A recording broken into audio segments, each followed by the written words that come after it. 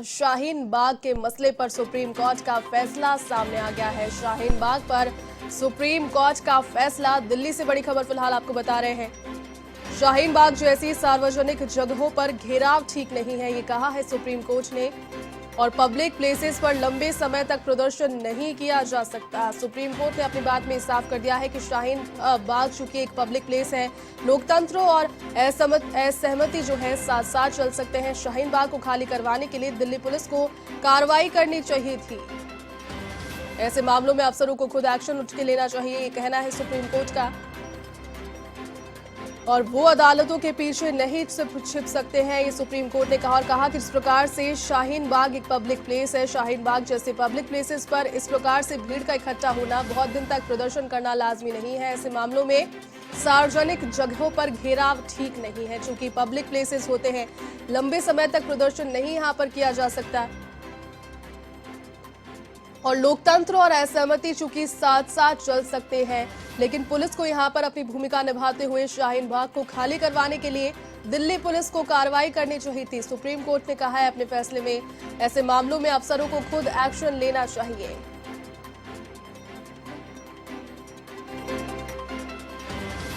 चलिए इसी खबर पर अधिक अपडेट के साथ सहयोगी प्रीत किरण फोन लाइन पर जुड़ चुके हैं। प्रीत, शाहीन बाग का जो पूरा मसला था, सुप्रीम कोर्ट का फैसला सामने आया है। खुले तौर पर यहाँ पर दिल्ली की सरकार और दिल्ली पुलिस पर बात उन्होंने की है कि जिस प्रकार के जो पब्लिक प्लेसेस होते हैं, वहां पर इतने लंबे अंतराल तक धरना प्रदर्शन जारी था, तो वहां पर पुलिस को भूमिका अपनी निभानी चाहिए थी लोगों को वहां से खाली कराने के लिए।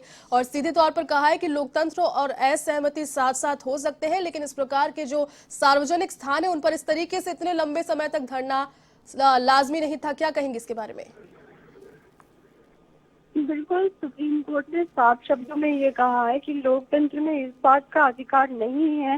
बेशक से शांतिपूर्ण विरोध प्रदर्शन आप कर सकते थे, लेकिन जिस तरीके से रास्ते को ब्लॉक कर दिया गया, इस बात की अनुमति नहीं दी जा सकती है लोकतंत्र में कि इस प्रदर्शन से बाकी के लोगों को दिक्कत हो, बाकी लोगों को असुविधा हो। ऐसे किसी भी प्रदर्शन की इजाजत लोकतंत्र में नहीं हो सकती। यही वजह है कि दिल्ली पुलिस ने काफी दिनों तक, जब तक शांतिपूर्ण प्रदर्शन चल रहा था, नहीं हटाया, लेकिन लॉकडाउन के बाद पूरी तरीके से उस जगह को, शाहीन बाग को खाली करा दिया गया था। अब सुप्रीम कोर्ट की ओर से ये फैसला किया गया है कि अगर दोबारा इस तरीके की प्रदर्शन की घटना सामने आती है, इससे पुलिस एक्शन ले सकती है। और इससे पहले जो एक्शन लिया गया पुलिस की ओर से, दिल्ली पुलिस की ओर से, जिसका विरोध जताया जा रहा है लेफ्ट पार्टी के नेताओं की ओर से, तमाम जो कांग्रेस के नेता है उनकी तरफ से, अलग अलग विपक्षी दलों की ओर से, तो ये बेहद गलत है, बेहद गलत रवैया है।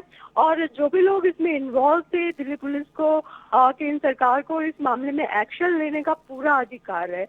सुप्रीम कोर्ट की ओर से ये कहा गया है। जी, इसके अलावा क्या अब क्या विकल्प रहता है अगर शाहीन बाग के जो पक्षधर है यहाँ पर इस प्रकार के सुप्रीम कोर्ट के फैसले के बाद आप क्या कर सकते हैं?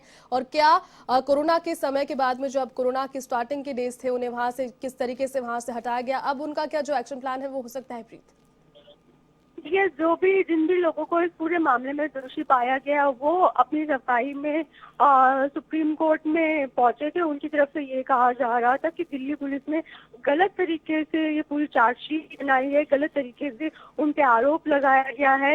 व्हाट्सएप के आधार पर इस तरीके के आरोप नहीं लगाए जा सकते थे, लेकिन सुप्रीम कोर्ट का ये कहना है कि जो बेशक पूरी प्लानिंग के तहत ना किया गया हो, जैसा कि दिल्ली पुलिस बता रही है कि एक पूरी प्लानिंग के तहत इस प्रदर्शन को, इस घटना को अंजाम दिया गया था, लेकिन जो प्रदर्शन है वो बेहद गलत तरीके से किया जा रहा था। रास्ते को ब्लॉक किया जा रहा था।